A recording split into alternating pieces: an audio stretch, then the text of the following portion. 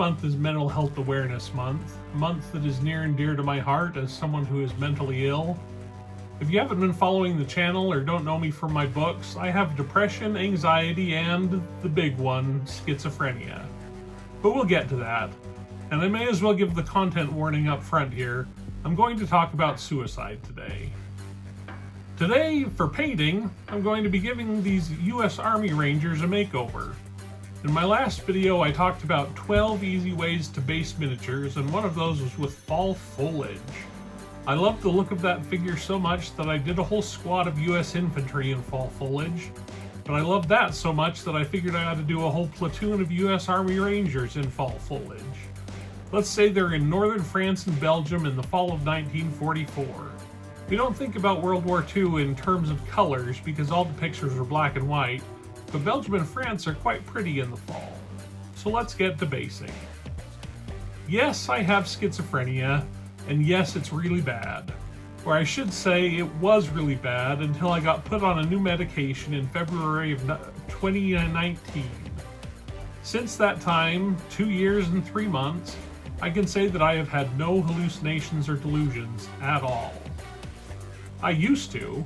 For a while, the psychiatrist thought I was going through bad anxiety and a stubborn case of OCD, but I started to tell my wife that people were following me home from work.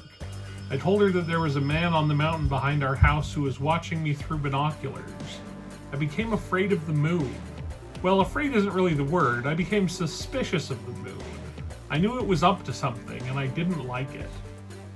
My one big visual hallucination is kind of funny and kind of weird. It started out that I started just seeing sparkly lights in the periphery of my vision, off to my left.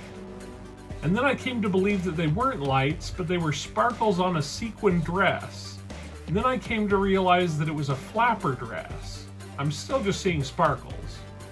And then here's where it gets weird, if it wasn't already. I came to realize that that dress was worn by Taylor Swift. Yes, one of my big visual hallucinations was that Taylor Swift was in a shimmering flapper dress, standing off to my left, barely in my peripheral vision. Anyway, the point is, I was really sick. My wife got me into a new psychiatrist, and I told him all the things that I told my old psychiatrist, and that he had told me. That I had depression, that I had panic disorder, and that I had a bad case of OCD. I also told him about Taylor Swift, and that I heard voices, and that my dog would talk to me.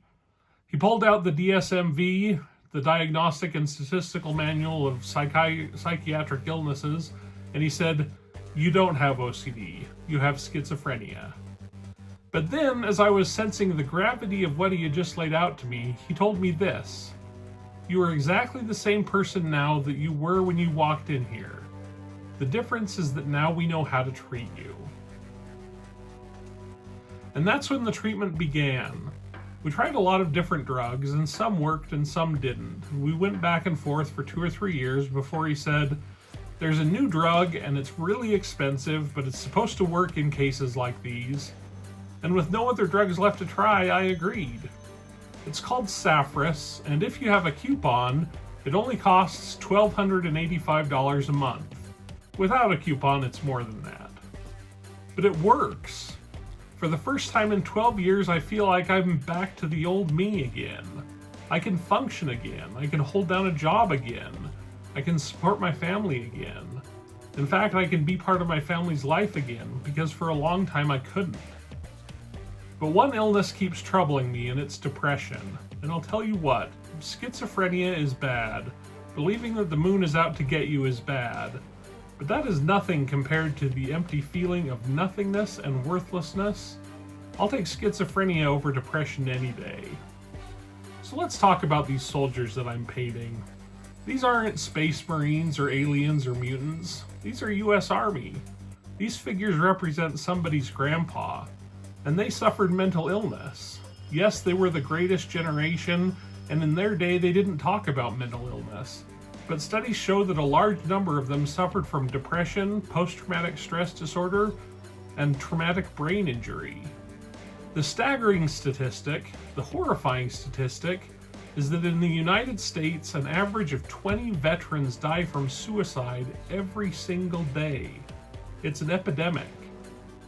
Now, I'm not here to say that we shouldn't play war games, though I know many war games who don't like to play historicals because of the fact that this guy could be somebody's grandpa. The wounds are too fresh, the hurt is too real, it's uncomfortable. My grandpa served in World War II in combat in the 333rd Regiment of the 84th Infantry. He fought in the Battle of the Bulge. I don't know if he had mental illness, he never talked about it. I know he experienced the horrors of war. When my wife and I lived with him when he was old and had Alzheimer's, he would occasionally tell us about a story of jumping into a foxhole and landing on the body of a decaying corpse. When he was old, he would wake up at night yelling. I don't know if that yelling was post-traumatic stress, but it might have been. We live in a world where people are afraid to talk about their mental illness, which is the number one reason why I talk about mine so openly. Mental illness does most of its damage when it's in the dark and there's no one to see it except the victim. There's so much stigma behind mental illness, and stigma almost always comes from a lack of understanding. I have a public Wikipedia page that says I'm schizophrenic, and I can't tell you how many times when I was looking for a job, I wanted to go into Wikipedia and just delete everything. I didn't want potential employers to see that and think that I was crazy and then refuse to hire me. So after a while, I did the opposite. I put it in all my social media bios.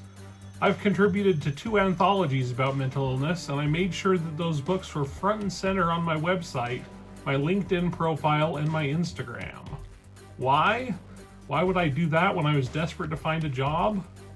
Number one, because I didn't want a potential employer to catch a whiff of it somewhere and be left wondering what else I was hiding.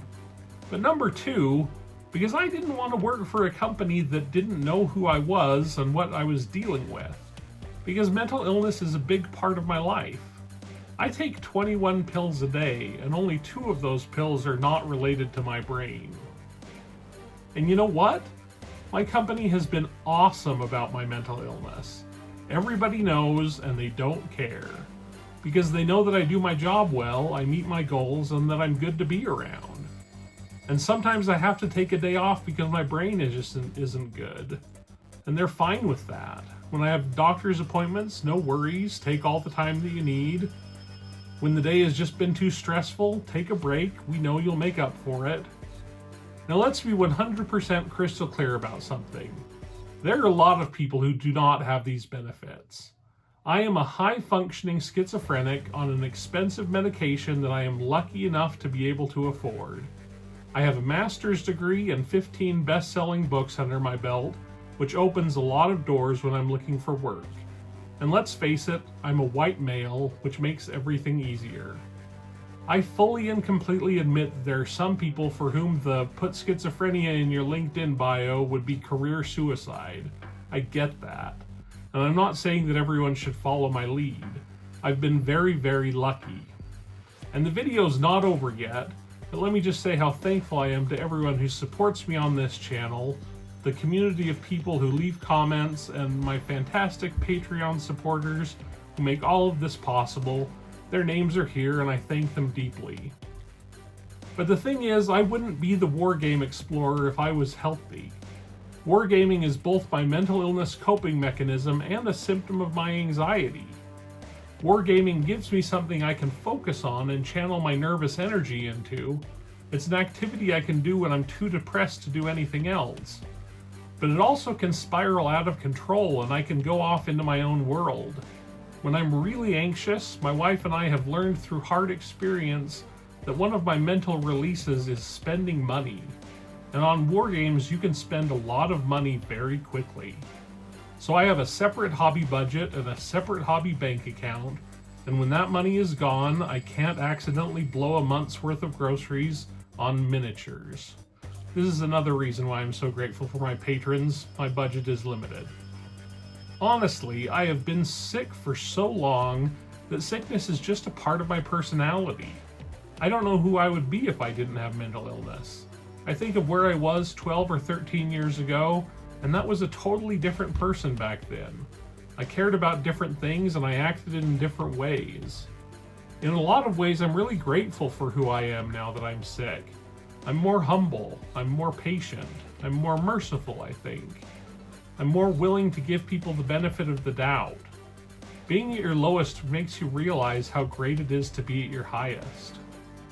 Anyway, thanks for listening to me. At the end of all of these videos, I always say stay safe, wear your masks, and get vaccinated. And lately those second two seem to be taking care of themselves. Yes, you should get vaccinated, and yes, you should wear your mask until you do get vaccinated. The third thing still holds true though. Stay safe, and be good to each other. We only have one life in this world, and we should use it to do as much good as we can. Thanks for watching. I'll see you next week.